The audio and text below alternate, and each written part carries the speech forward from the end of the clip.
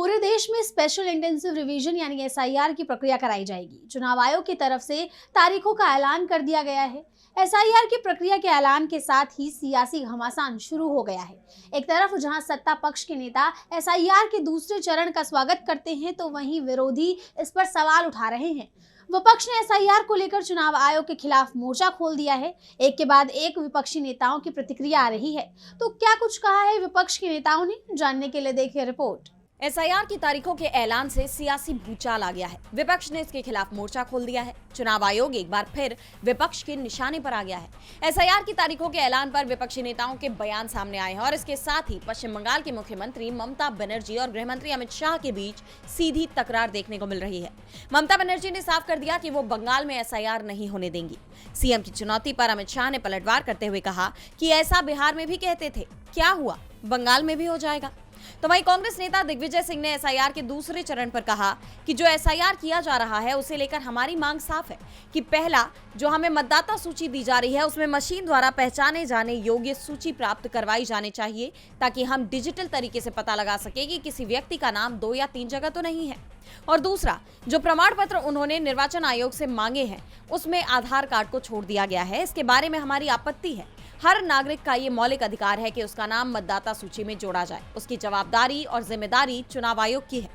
इसके अलावा कांग्रेस नेता पवन खेड़ा ने बीजेपी पर चुनाव आयोग को कठपुतली की तरह इस्तेमाल करने का आरोप लगाया है। उन्होंने कहा, आज ईसीआई ने, चुनाव आयोग ने 12 राज्यों में एसआईआर की घोषणा की है।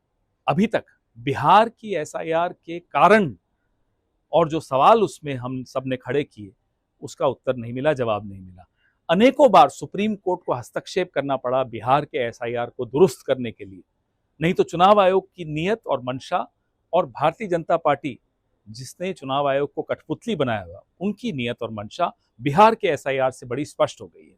2003 में भी एसआईआर हुआ था, उसमें चुनाव आयोग, खैर जब भी रोल रिवीजन होता है या एसआईआर होता है, चुनाव आयोग के कर्मचारी हर दरवाजे पर जाते हैं, डोर टू डोर करते हैं और नए वोटर्स को ऐड करते हैं। जो वोटर्स को डिलीट करना है उनको डिलीट करते हैं। बिहार में एक भी नया वोटर नहीं ऐड हुआ, जबकि 65 लाख वोटर डिलीट हुए। तो कई सवाल हैं।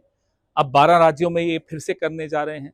आप देखिए, जो राहुल गांधी जी ने अलंध का खुलासा किया था, अब एसआईटी जब नए नए खुलासे कर रही है, उसमें ऐसा आया है कि सेंट्रलाइज्ड ऑपरेशन था लोगों को काटने का, नाम काटने का, और कई सीट्स पर कर्नाटका की ऑपरेशन किया जा रहा था। उसके पीछे कौन था वो बड़ा स्पष्ट है। एसआईटी की जांच हो जाए, मालूम पड़ेगा। इस सब के बीच एसआईआर कराना एक ऐसे चुनाव आयोग द्वारा जिसकी मंशा, जिसकी नीयत, जिसकी क्रेडिबिलिटी पे बहुत बड़ा क्वेश्चन मार्क है।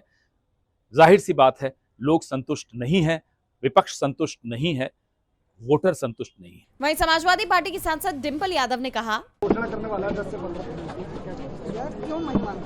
अगर चुनाव आयोग घोषणा करेगा तो एसआईआर कराना चाहते हैं तो कराए। सरकार जिनकी है वो चाह रहे हैं एसआईआर हो, तो फिर वो तो फॉलो किया जाए। आप सांसद संजय सिंह ने तो मुख्य चुनाव आयुक्त को 1 नंबर का झूठा व्यक्ति ही बता दिया। संजय सिंह ने कहा कि वो भाजपा के एजेंट हैं। देश के लिए ये दुर्भाग्यपूर्ण है कि ऐसा व्यक्ति मुख्य चुनाव आयुक्त है।